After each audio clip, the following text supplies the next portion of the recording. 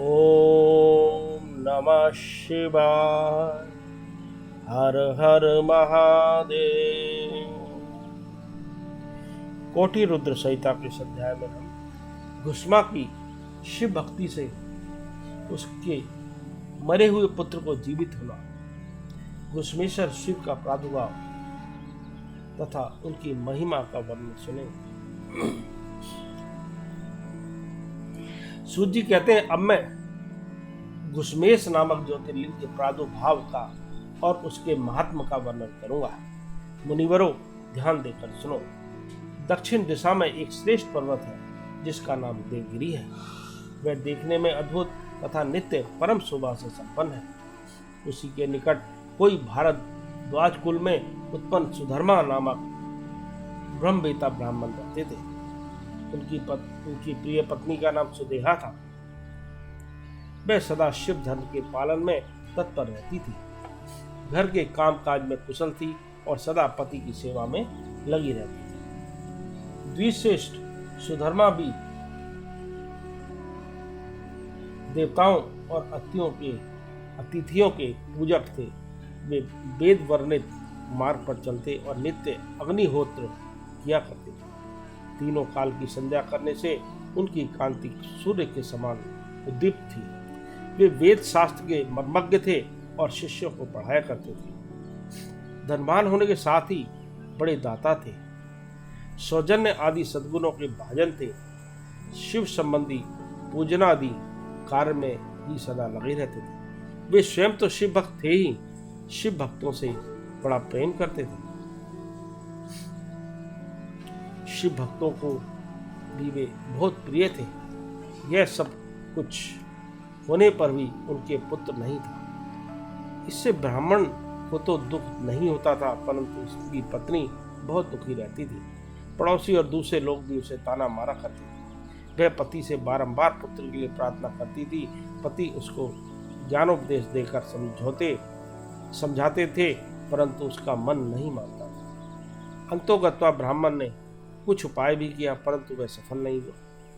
तब ब्राह्मणी ने अत्यंत दुखी हो बहुत हट करके अपनी बहन घुस्मा से पति का दूसरा विवाह करा दिया। विवाह से पहले सुधर्मा ने उसको समझाया कि इस समय तो तुम बहन से प्यार कर रही हो, परंतु जब इसके पुत्र हो जाएगा तब इससे स्पर्धा करने लगोगी। उसने वचन दिया कि मैं बहन से कभी डाह नहीं करूंगी।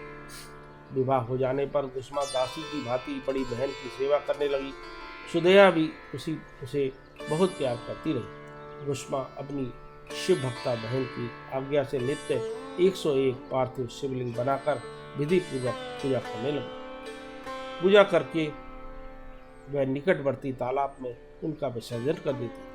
शंकर जी की कृपा से उसके एक सुंदर सौभाग्यवान और सद्गुण संपन्न पुत्र हुआ।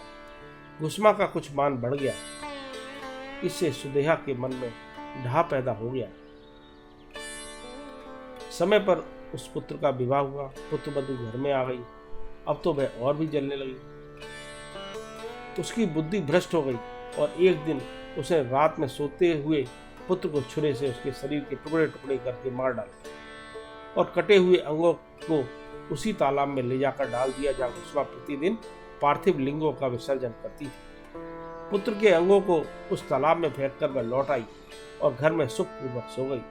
घुस्मा सवेरे उठकर प्रतिदिन का पूजना आदि कर्म करने लगी। श्रेष्ठ ब्राह्मण सुधर्मा स्वयं भी नित्य कर्म में लग गए। इसी समय उनकी ज्येष्ठ पत्नी सुदेहा भी और बड़े आनंद से घर के काम काज करने लगी, क्योंकि उसके हृदय में पहले ही ईर्ष्या की आग जलती थी। वह अब बुझ गई। परंतु प्रातःकाल जब बहू ने उठकर पति की सैया को देखा तो वह खून से भीगी दिखाई दी और उस पर शरीर के कुछ टुकड़े दृष्टि को चले। इससे उसको बड़ा दुख हुआ। उसने सास घुस्मा के पास जाकर निवेदन किया, उत्तम व्रत का पालन करने वाली आर्य, आपके पुत्र कहाँ गए? उनकी सैया रक्त में भीगी हुई है और उस पर शरीर के कुछ टुकड़े दिखाई देते हैं। हाय, मैं मारी गई, किसने है दुष्कर्म किया है? ऐसा कहकर वह बेटे की प्रिय पत्नी भांति भांति से करुण विलाप करती हुई रोने लगी। सुधर्मा की बड़ी पत्नी सुदेहा भी उस समय हाय में मारी गई, ऐसा कहकर दुख में डूब गई। उसने ऊपर से तो दुख किया, किंतु मन ही मन में हर्ष से भरी हुई थी। घुसमा भी उस समय उस वधू के दुख को सुनकर अपने नित्य पार्थिव पूजन के व्रत से विचलित नहीं। उसका मन बेटे को देखने के लिए तनिक भी उत्सुक नहीं हुआ। उसके पति की भी ऐसी ही अवस्था थी। जब तक नित्य नियम पूरा नहीं हुआ तब तक उन्हें दूसरी किसी बात की चिंता नहीं हुई। दोपहर को पूजन समाप्त होने पर घुसमा ने अपने पुत्र की भयंकर सैया पर दृष्टिपात किया, तथापि उसने मन में किंचित मात्र भी दुख नहीं माना। यह सोचने लगी, जिन्होंने यह बेटा दिया है वे ही इसकी रक्षा करेंगे। वे भक्त प्रिय कहलाते हैं, काल के भी काल हैं और सत्पुरुषों के आश्रय हैं। एकमात्र वे प्रभु सर्वेश्वर शंभु ही हमारे रक्षक हैं। वे माला गूंथने वाले पुरुष की भांति जिनको जोड़ते हैं उनको अलग भी करते हैं। अतः अब मेरे चिंता करने से क्या होगा। इस तत्व का विचार करके उसने शिव के भरोसे धैर्य धारण किया और उस समय दुख का अनुभव नहीं किया। वह पूर्ववत पार्थिव शिवलिंगों को लेकर स्वचित से शिव के नामों का उच्चारण करती हुई उस तालाब के किनारे गई। उन पार्थिव लिंगों को तालाब में डालकर जब वह लौटने लगी तो उसे अपना पुत्र उसी तालाब के किनारे खड़ा दिखाई दिया। सूत जी कहते हैं, ब्राह्मणों, उस समय वहां अपने पुत्र को जीवित देखकर उसकी माता घुसमा को न तो हर्ष हुआ न भी विषाद। वह पूर्ववत स्वस्थ बनी गई। इसी समय उस पर संतुष्ट हुए ज्योति स्वरूप महेश्वर शिव शीघ्र उसके सामने प्रकट हो गए। शिव बोले, सुमुखी, मैं तुम पर प्रसन्न हूं, वर मांगो। तेरी दुष्टा सौत ने इस बच्चे को मार डाला था, अतः मैं इसे त्रिशूल से मारूंगा।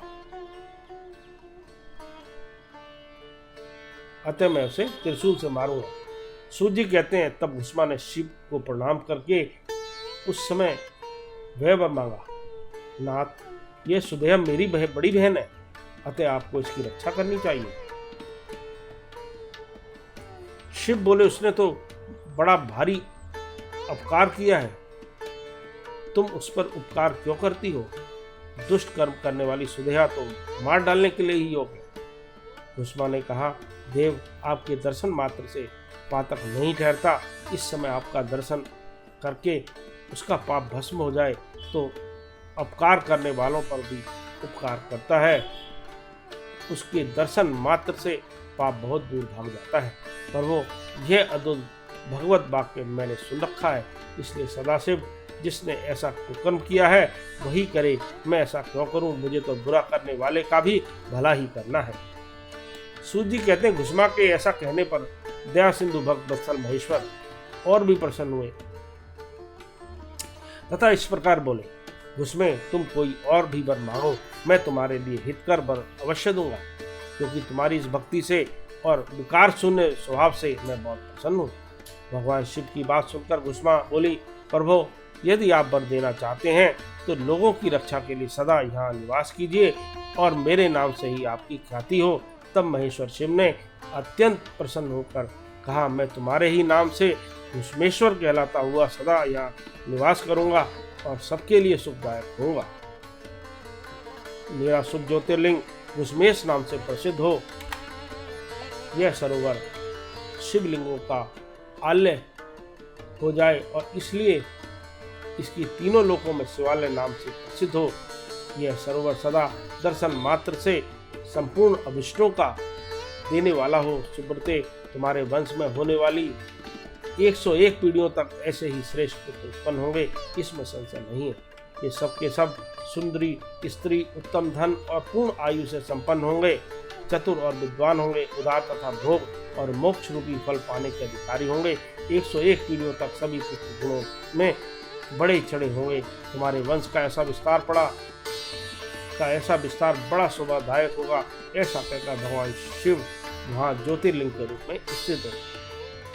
उनकी घुसमेश नाम से प्रसिद्धि हुई और उस सरोवर का नाम शिवालय हो गया। सुधर्मा, घुसमा और सुदेहा तीनों ने आकर तत्काल ही उस शिवलिंग की 101 दक्षिणावर्त परिक्रमा की पूजा करके परस्पर मिलकर मन का मैल दूर करके वे सब वहाँ बड़े सुख का अनुभव करने लगे। पुत्र को जीवित देख सुदेहा बहुत लज्जित हुई और पति तथा घुसमा से क्षमा प्रार्थना करके उसने अपने पाप के निवारण के लिए प्रायश्चित किया। मुनीश्वरों, इस प्रकार वह घुसमेश्वर लिंग प्रकट हुआ। उसका दर्शन और पूजन करने से सदा सुख की वृद्धि होती है। ब्राह्मणों, इस तरह मैंने तुमसे 12 ज्योतिर्लिंग की महिमा बताई। ये सभी लिंग संपूर्ण कामनाओं के पूरक तथा भोग और मोक्ष देने वाले हैं। जो इन ज्योतिर्लिंगों की कथा को पढ़ता और सुनता है वह सब पापों से मुक्त हो जाता है तथा भोग और मोक्ष को पाता है।